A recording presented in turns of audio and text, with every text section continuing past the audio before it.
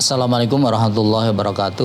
Innal hamdalillah nahmaduhu wa nasta'inu wa nastaghfiruh wa na'udzu billahi min syururi anfusina min sayyiati a'malina.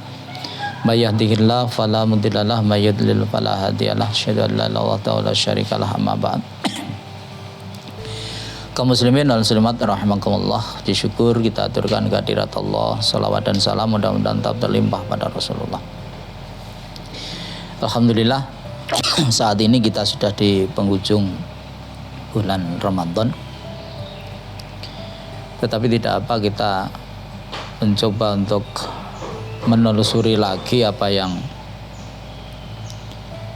menjadi salah satu hikmah yang memang diharapkan ada pada diri kita, utamanya kita selesai menjalankan ibadah puasa. Kalau kita mau menyadari bahwa ibadah puasa itu sesungguhnya mengajarkan pada kita ini untuk memiliki batin yang sabar begitu. Dan kesabaran yang kita butuhkan itu sebetulnya kita sudah sama-sama tahu, yaitu sabar dalam menghadapi musibah, dalam melaksanakan perintah, dan juga dalam meninggalkan larangan. Untuk yang melaksanakan perintah dan meninggalkan larangan, insya Allah sudah sering kita dengarkan. Yang akan kita sampaikan ini adalah kesabaran kita di dalam menghadapi musibah dari Allah, terutama adalah musibah sakit kan begitu.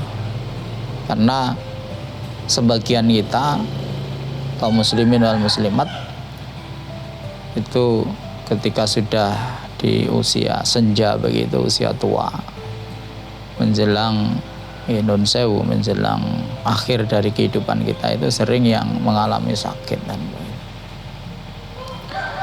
sesungguhnya sakit itu bagian dari apa yang memang sudah didesain oleh Allah. Yang terpenting bagi kita ini adalah sabar untuk menghadapi rasa cobaan yang berupa sakit yang mungkin dihadapi oleh orang-orang yang sudah mendekati akhir dari kehidupannya. Rasulullah menyampaikan, ketika kita ini sabar menghadapi sakit yang kita alami, maka Allah menyiapkan beberapa hal, ya. Yang pertama, Allah menyiapkan ajrun, menyiapkan pahala bagi orang yang sabar. Makanya ada hadis yang menyebutkan bahwa ketika Rasulullah SAW itu sakit, suatu ketika Ibnu Mas'ud itu sowan pada Rasulullah. Kemudian Ibnu Mas'ud bertanya, ya Rasulullah, sakit panas yang panjenengan derita ini kelihatannya luar biasa. Maka kemudian Rasulullah mengatakan, iya, bahwa sakit yang sedang saya alami ini mungkin sama dengan sakitnya dua orang. Artinya ini sangatlah berat kan begitu. Setelah itu Rasulullah SAW menyampaikan bahwa ujian dalam bentuk sakit itu nanti kalau kita bisa sabar, maka selain Allah menyiapkan pahala, Allah juga akan menghapuskan sayyi'ah kita. Allah akan menghapuskan kejelekan-jelekan kita. Allah akan memaafkan dosa-dosa kita ini. Tetapi kuncinya ini adalah sabar. Dan sabar ini setiap Ramadan kita ini dilatih, ya, dilatih untuk memiliki karakter sabar itu. Makanya di bulan Ramadan itu kita bersabar, sesuatu yang halal pun itu kita harus bersabar untuk tidak memakan selama kita ini di dalam puasa di bulan Ramadan itu. Nah, ketika orang ini menghadapi sakit tatkala tua, ada kadang-kadang terbersit kalimat-kalimat yang justru membawa kita ini pada posisi yang tidak benar. Kadang-kadang kita dengarkan ada orang yang sudah tua kemudian karena lamanya sakit kemudian mengeluh, ya Allah, kula sampun ngeten niki, timbangane kula ngeten niki ya mbok nun sewu mati mawon, kan seperti itu. Nah, di dalam ajaran Islam orang yang berdoa dan kemudian menginginkan kematian ini tidak dibenarkan di dalam Islam ini. Makanya kita harus hati-hati. Apalagi Indonesia itu nanti kemungkinan besar kita itu akan mengalami. Makanya persiapan semenjak sekarang ini penting bagi kita ini untuk menghadapi masa itu.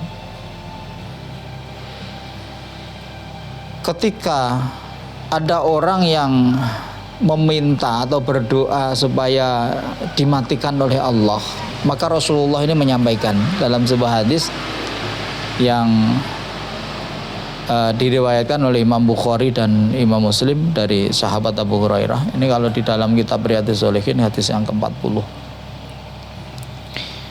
Rasulullah menyampaikan, la yatamannayanna ahadukum al-maut fa in kana la budda mutamanniyan falyaqul Allahumma ahyini ma kanat al hayatu khairali wa tawaffani ma kanat al wafatu khairali. Muttafaqun alaih. Jadi ketika setiap orang yang beriman itu menghadapi situasi yang berat, situasi sakit, situasi di mana orang ini sudah tidak berdaya menghadapi kehidupan ini, itu tidak dibenarkan dalam Islam untuk minta kematian. Tetapi ketika keinginan itu tidak mungkin bisa dibendung, jadi karena beban berat begitu, kemudian tidak bisa dibendung, Islam mengajarkan pada kita ini supaya kita ini berdoa, bukan berdoa untuk kematian ansih, tetapi Islam mengajarkan pada kita ini Allahumma ahyini makanat al hayatu khairali wa tawaffani makanat al wafatu khairali. Ya Allah, jikalau hidup saya ini lebih baik dari mati saya, maka tolonglah sembuhkan dan berilah kehidupan pada saya. Tetapi ketika wafat saya itu lebih baik daripada hidup saya, maka wafatkanlah saya. Maksimal orang berdoa menghadapi kesulitan, terutama rasa sakit yang ada dirinya, itu maksimal doanya seperti itu. Bukan langsung kita minta doa untuk dimatikan oleh Allah, tidak. Tetapi kita ini juga memohon, karena tidak tahu apakah hidup kita ini lebih baik dari mati kita, apakah mati kita itu lebih baik dari hidup kita. Ini yang tahu hanyalah Allah Subhanahu wa taala. Maka ketika berdoa dalam kondisi yang berat seperti itu, Islam mengajarkan pada kita Allahumma ahyini makanat al hayatu khairali wa tawaffani makanat al wafatu khairali. Jadi ini penting Bapak Ibu sekalian. Mengapa penting? Karena ini meskipun tidak pasti kita akan mengalami, tapi mayoritas kita ini akan mengalami. Jadi kalau kita membuat perbandingan begitu, orang yang meninggal dunia itu antara yang diawali dengan sakit dengan yang tidak diawali sakit itu, kalau kita lihat di masyarakat itu lebih banyak yang diawali dengan sakit. Oleh karena itu persiapan batin ini sesungguhnya harus kita ciptakan, terutama tatkala kita ini di bulan Ramadan. Allah mengajarkan kepada kita itu untuk menjadi orang yang sabar, karena Ramadan itu kita diwajibkan puasa, dan secara bahasa puasa itu sesungguhnya semakna dengan al-imsak. Imsak itu adalah mampu untuk menahan diri. Menahan diri itu adalah inti dari sabar itu. Kaum muslimin dan muslimat rahimakumullah. Kalau misalnya nanti kita sendiri yang menghadapi, monggo kita punya doa seperti itu, kita punya keyakinan seperti itu.